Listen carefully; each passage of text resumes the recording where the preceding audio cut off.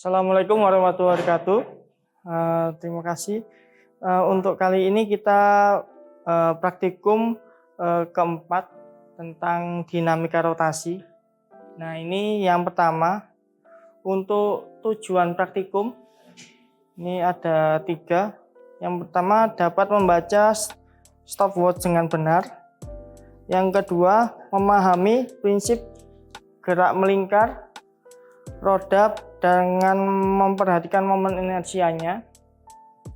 Yang ketiga, menghitung besar momen inersia, kecepatan sudut, dan torsi. Nah, kali ini ada beberapa bahan atau peralatan yang kita gunakan. Ya, yang ini satu set untuk sistem katrolnya yang digunakan nanti. Ada yang size besar dan ada yang size kecil untuk diameternya. Untuk yang kedua, beban ini ada variatif bebannya, nanti bisa dipilih sesuai pengukuran yang diminta nanti. Untuk yang keempat, penggaris yang panjang ini nanti untuk membantu mengukur tali yang akan digunakan.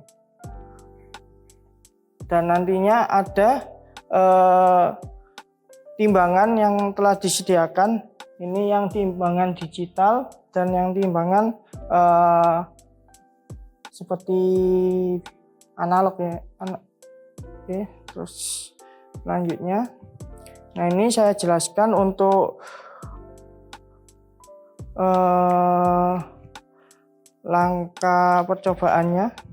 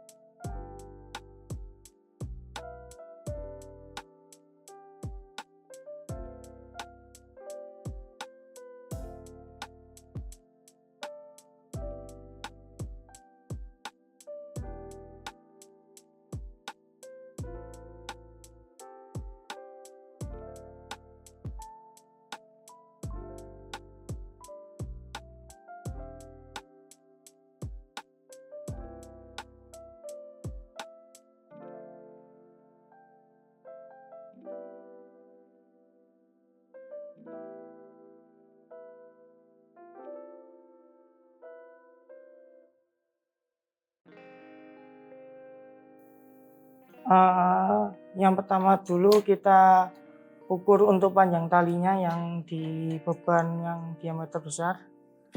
Untuk selanjutnya kita mulai diambil data.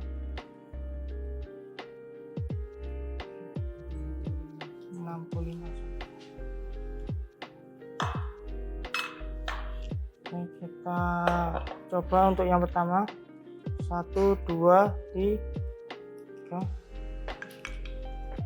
Nah, di sini tertera 1,30 detik. Untuk pengambilan. Nah, ini diambil 3 kali percobaan, dan nantinya akan diambil rata-rata untuk waktu jatuhnya beban yang terberat.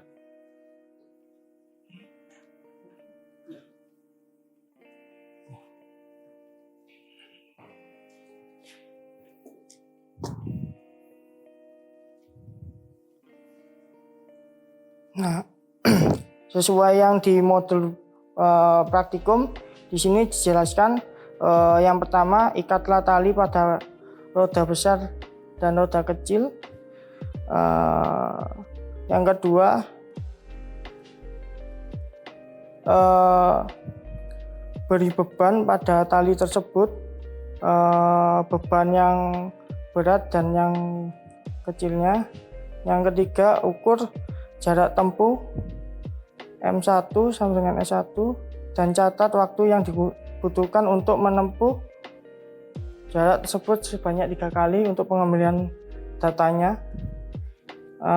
Yang keempat, lakukan langkah 1 dan 2 untuk masa yang berbeda dan jarak yang berbeda. Jadi untuk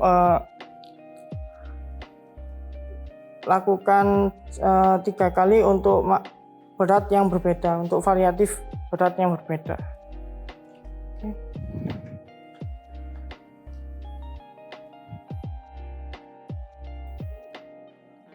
Oke, kita lanjutkan untuk penjelasan mengenai apa saja yang dianalisis ya.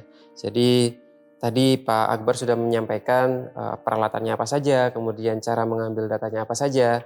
Lalu Anda pasti nanti sudah mengisi laporan sementara. Di laporan sementara itu variasinya tadi ada 2 ya, 2 set. Kemudian masing-masing set itu mengambil waktu selama 3 kali. Mungkin nanti akan Anda hitung waktu rata-ratanya. Kemudian Anda ukur jari-jari 1 dan jari-jari 2. Kalau misalkan Anda lihat di modul, gambarnya itu kira-kira seperti ini. Nah, jadi benda yang ini, saya tunjukkan langsung aja di bendanya. Benda ini yang sebenarnya ada 2 benda. Yang satu yang di depan yang kecil, lingkarannya yang kecil, silinder yang kecil. Kemudian yang belakang itu silinder yang lebih besar. Yang ini jari-jarinya lebih kecil. Ini adalah R2, yang kecil itu R2. Kalau Anda kurang yakin, Anda boleh cek di modul. Oh, tapi di modul nggak ada. Boleh di gambar ini. Itu yang kecil itu kita sebutnya dia R2. Kemudian yang besar itu R1. Nah, itu nanti Anda juga harus memasukkan datanya di laporan sementara. Ada R1 dan R2 dan tidak akan berubah di 2 set pengambilan data. Nah, kemudian ada A1 dan A2. Kemudian paling kanan, kolom paling kanan adalah alfa. Nah, itu sebenarnya Anda bisa mengisinya dengan menjawab tugas untuk laporan resmi. Jadi yang pertama, di tugas untuk laporan resmi, itu Anda diminta untuk menghitung percepatan benda 1 dengan menggunakan persamaan S sama dengan setengah kali AT kuadrat. Nah, persamaan itu sebenarnya sama dengan persamaan yang digunakan di katrol. Nah, yang ada di katrol pakai persamaan GLBB seperti ini asal-usulnya. Nah, tapi karena V0-nya itu adalah 0, maka S-nya akan menjadi langsung setengah kali A kali T kuadrat. Saya tunjukkan S itu yang mana saja. S itu adalah jarak yang Anda ukur tadi. Jarak benda 1. Benda 1 ini tadi kan waktu praktikum, benda 1 itu yang turun. Berarti jarak dari di mana dia mulai sampai menyentuh lantai. Nah, itu kan jaraknya berapa? Itu Anda ukur pakai penggaris tadi. Kemudian Anda tuliskan di laporan sementara, itu S1. Nah, dari sini Anda bisa menjadikan ini dalam bentuk percepatan, karena yang diminta adalah percepatan. Percepatan benda 1. A itu akan sama dengan 2S dibagi T pangkat 2. Nah, T-nya yang mana? T-nya yang tadi diambil pada saat pengukuran. Pada saat bendanya turun, itu waktunya seberapa. Tapi yang Anda masukkan di sini, itu adalah T rata-rata yang ada di laporan sementara. Ini menjawab yang 1. Untuk tugas laporan resmi yang 1. Sehingga nanti akan ketemu untuk A-nya berapa, A1 dan A2-nya berapa. Secara teori, kalau Anda lihat di modul lagi, secara teori, jadi di dinamika rotasi ini, jadi di silinder yang berputar ini, dia tidak hanya memiliki percepatan linier. Kalau yang ini kan percepatan linier. Nah, sedangkan yang ini kan percepatan anguler. Persamaan untuk percepatan linier itu A akan sama dengan jari-jari dikalikan dengan alfa.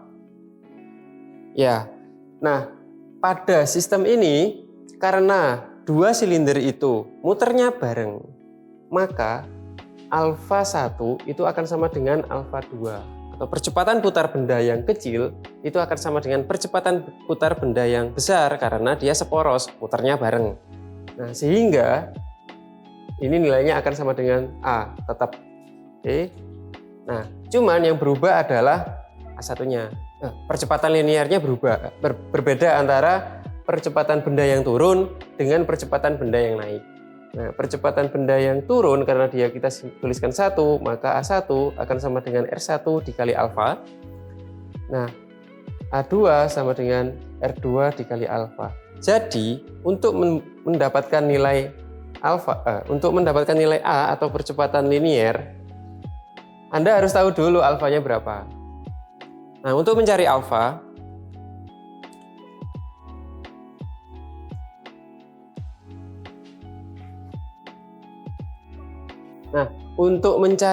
yang ini, nah kita sebenarnya sudah bisa mendapatkan informasi A1 dari yang ini.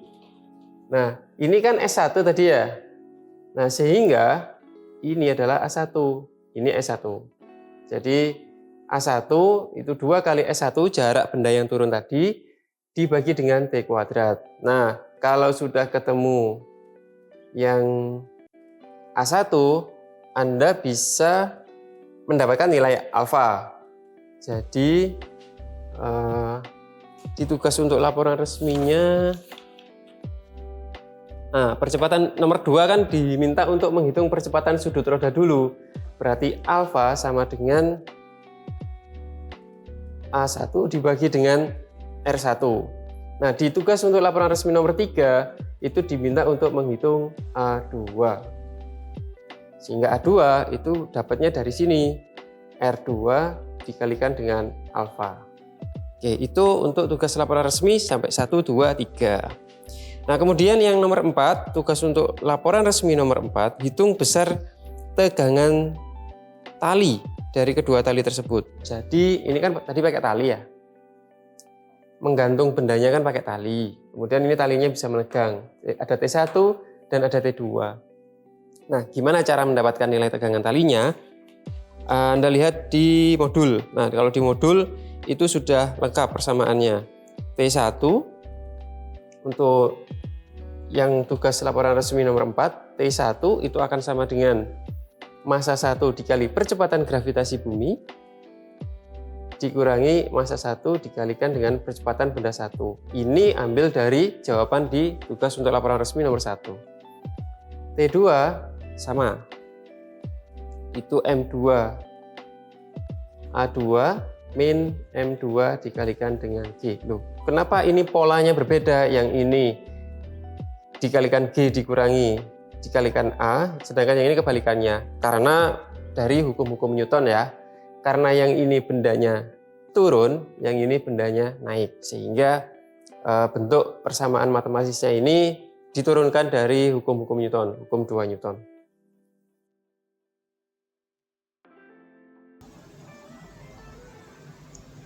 Oke, untuk tugas laporan resmi nomor 5, Anda sebenarnya diminta untuk mencari momen inersia secara teori. Nah, kalau silindernya cuma satu, silinder kejal cuma satu, itu momen inersianya akan sama dengan setengah dikalikan dengan masanya dikalikan dengan jari-jarinya kuadrat. Nah, tapi benda yang Anda gunakan untuk praktikum dinamika rotasi ini kan silinder, kemudian ditempeli silinder lagi yang seporos gitu ya. Nah, sehingga ini bisa didapatkan momen inersianya akan sama dengan I1 ditambah dengan I2, di mana I1 sama dengan setengah M1 dikali R1, R1 itu jari-jarinya, R1 kuadrat, sedangkan I2-nya itu sama dengan setengah dikali M2 dikali R2 kuadrat. Nah, dari data yang Anda ambil di laporan sementara, nilai nilai I1 ini ada, nilai R1 ada jari-jarinya, nilai R2 dapat diukur. Nah, permasalahannya adalah M1 dan M2 ini berapa? Nah, sedangkan Anda ngukurnya itu kan M1 dan M2 jadi satu, itu kan nggak bisa dipisah itu, kepingannya itu, silindernya. Kan nggak boleh itu dipotong, terus Anda timbang masing-masing, terus dilem lagi, kan nggak boleh. Nah, jadi yang Anda tahu yang bisa diukur kan massa total. Itu kan misalkan M huruf besar. Nah, dari informasi massa total ini, kemudian kita mengasumsikan bahwa benda itu terbuat dari material yang sama, kemudian tebalnya sama, sehingga dengan perbandingan massa jenis dan volume kita bisa dapatkan rasio. Jadi antara massa benda 1 dan massa benda 2 berdasarkan informasi jari-jarinya. Sehingga massa 1 nilai M1 dapat dicari menggunakan R1 kuadrat dibagi R1 kuadrat plus R2 kuadrat dikali massa total yang Anda timbang, sedangkan M2 itu mengikuti. Jadi ini kita pakai perbandingan. Nah, setelah Anda tahu massa 1 dan massa 2 masing-masing, maka Anda tinggal masukkan ini ke persamaan yang di sebelah kiri. Sehingga inilah yang dimaksud dengan momen inersia secara teori.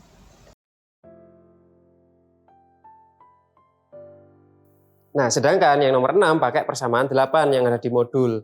Itu momen inersia untuk secara praktek. Saya tuliskan lagi, untuk yang nomor 6, saya tulis di sini. Untuk yang nomor 6, momen inersianya itu akan sama dengan T1R1 dikurangi T2R2 dibagi dengan alfa. Nah, saya tunjukkan satu-satu. T-nya, nilai tegangan tali, Anda dapat dari yang nomor 4. Kemudian R itu sesuai hasil pengukuran. Jadi nanti Anda sebelum ambil data diukur dulu jari-jarinya berapa masing-masing. Kemudian alfanya hasil dari perhitungan yang ada di sini. Jadi Anda harus urut mengerjakannya. Jadi A1 dulu, alfa, A2, tegangan tali. Yang ini tadi secara teori, momen inersia secara teori. Yang ini adalah momen inersia secara praktek. Nah, lalu di nomor 7, Anda diminta untuk menghitung persentase error. Persentase error, persamaannya pakai persamaan yang umum untuk mencari persentase error. Seperti apa? Kemarin kan beberapa modul sudah menjelaskan bagaimana mencari persentase error. Atau Anda boleh tanya di sumber-sumber yang lain. Kemudian terakhir, di laporan resmi, nanti Anda silakan membuat analisis dan kesimpulan dari percobaan yang dilakukan. Sekali lagi, analisisnya seperti apa? Jadi, nanti Anda membuat, menghubungkan antara variabel yang diukur dengan variabel yang dihitung. Tadi yang diukur apa aja? Misalkan massa 1 dan massa 2. Ada 2 set ya. Massa 1 dan massa 2 itu kan ada selisihnya. Nah, kemudian set pertama dengan set kedua pasti selisihnya berbeda. Nah, kalau selisihnya lebih besar itu seperti apa? Atau kalau misalkan selisihnya lebih kecil itu seperti apa? Ke waktu misalkan kalau selisih M1 dan M2-nya setengah, misalkan selisihnya 2 dengan yang set kedua itu selisihnya 10. Nah, pasti kan waktunya berbeda. Ini itu Anda jelaskan bagaimana pengaruhnya. Jadi kalau selisih masanya berbeda, waktunya seperti apa. Kemudian berpengaruh juga ke percepatan sudut dan juga berpengaruh ke percepatan linier. Lalu Anda bandingkan hasilnya dari 2 set percobaan itu, momen inersianya sama atau berbeda. Nah, kemudian Anda bandingkan dengan teori. Kalau bendanya sama, apakah momen inersianya sama atau momen inersianya bisa berbeda. Nah, itu nanti yang akan Anda tuliskan di bagian pembahasan. Demikian penjelasan untuk praktikum dinamika rotasi atau M4. Saya dan Pak Fahrizal Akbar, terima kasih. Mohon maaf saya akhiri, kita ketemu lagi di sesi yang berikutnya. Selamat pagi, selamat siang, selamat sore, dan selamat malam.